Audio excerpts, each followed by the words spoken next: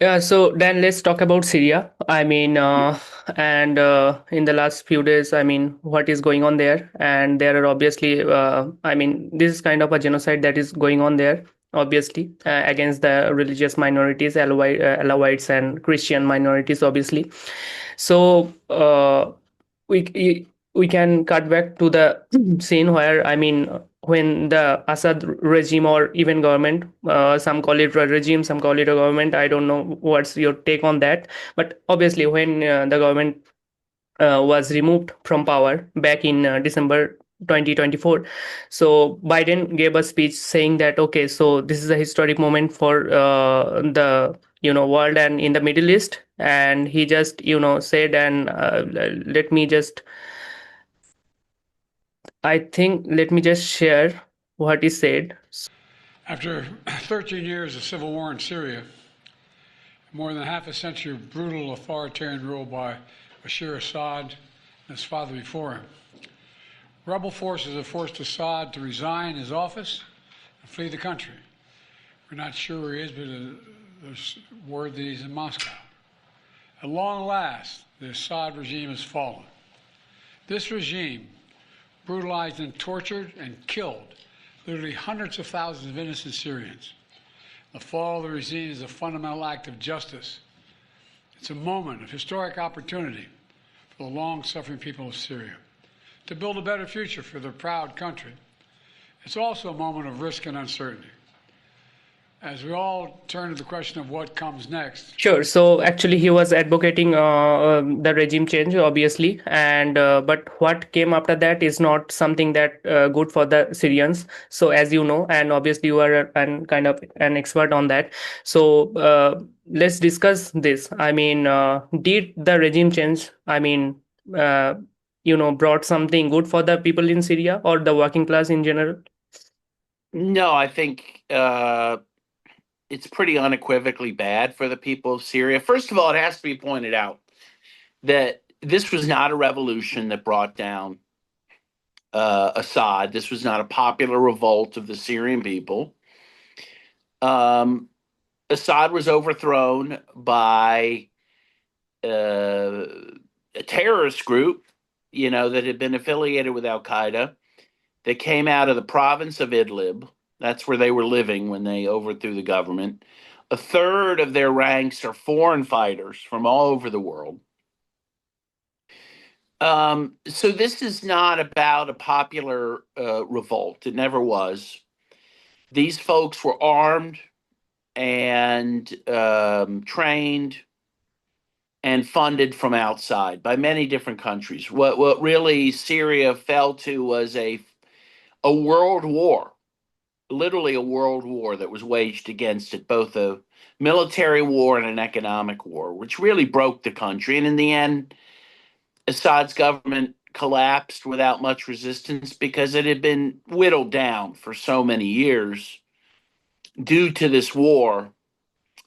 At one point, the ambassador from Syria to the UN said that they had found passports from 101 different countries amongst the armed groups. 101 different countries. So, again, we can't, first of all, we have to view what it is, and that is it was a regime change from the outside through these terrorist groups, which are now terrorizing Syria, not surprisingly. Whatever you think about Assad, I think it's fair to say that Assad protected Syria from the worst, and these guys are the worst.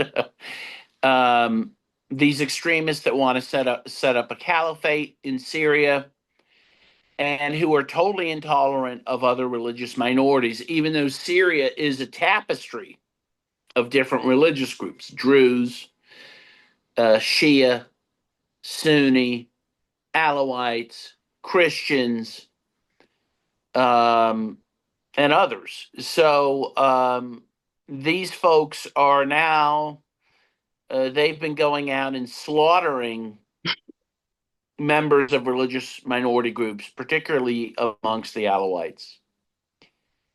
Also kidnapping girls and women amongst those groups and bringing them to Idlib and enslaving them, which are things that happened during the conflict. So no one should be surprised by this. This was all predictable. And Biden and Obama were a big part of that. I mean, they were a big part of arming these guys who overthrew Assad, putting these horrible draconian sanctions on the country again that just totally undermined the economy. And Trump was part of that as well, you know.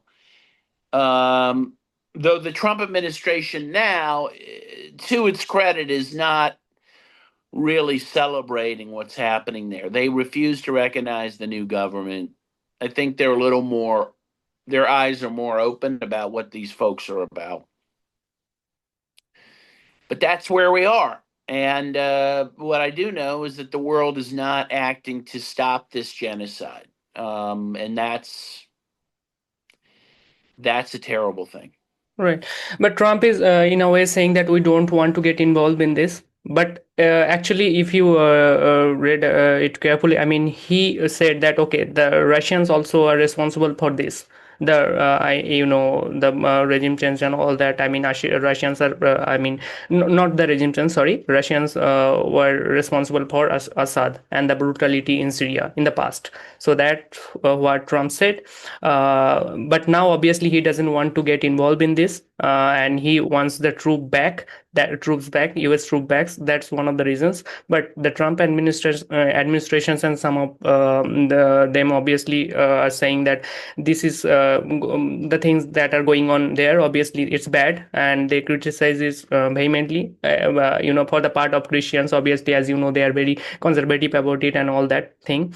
But at the same time, if you say that the world is not reacting that much, that's one of the reasons. Maybe I can a bit disagree with you, I guess, in that sense, because I mean, Amnesty International published something that they are, vehemently criticize that. And let me share with you something that Amnesty International said on that. Syria coastal massacres of Alawite civilians must be investigated as war crimes.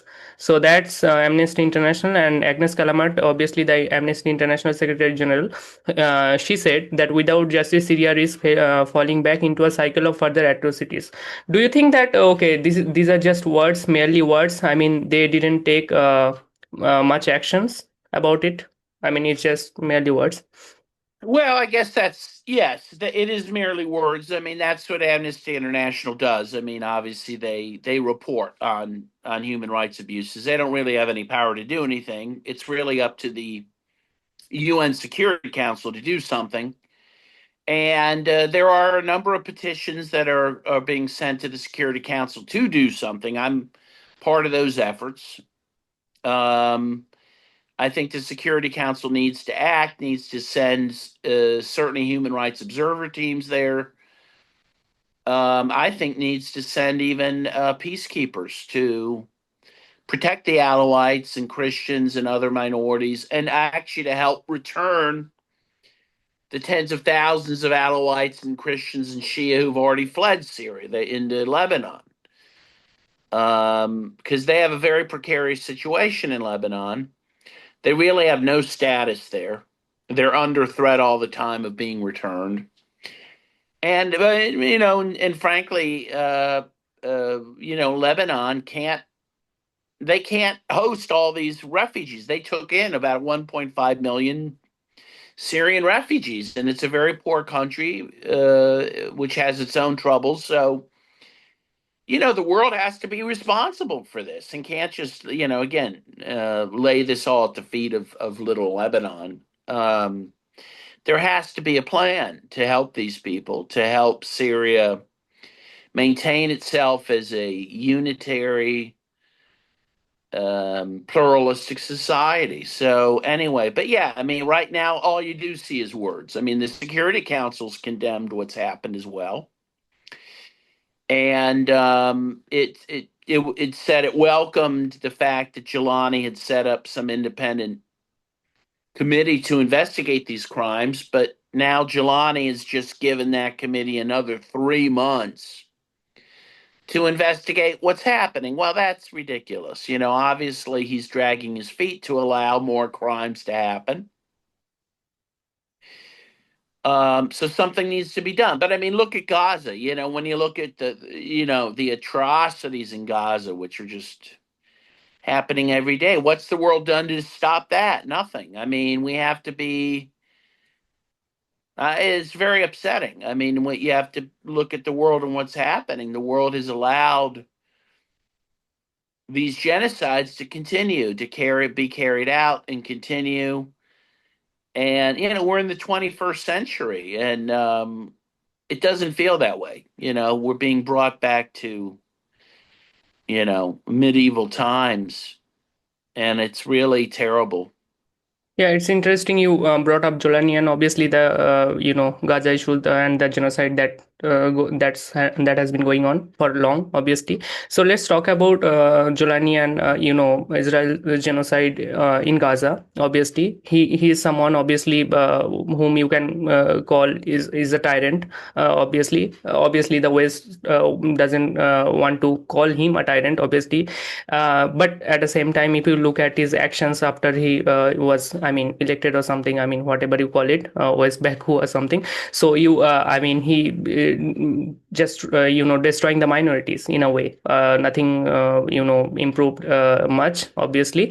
So let's talk about that. I mean, he is someone who has, who had an Islamist past, obviously, basically a jihadist who was against the West and Western ideas.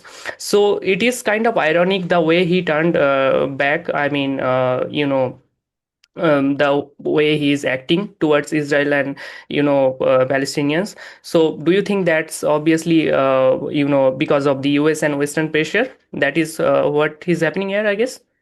I don't think it's pressure. I think he's a Western operative. It is true that he got his start fighting the American occupation in Iraq, and he ended up being arrested by the American forces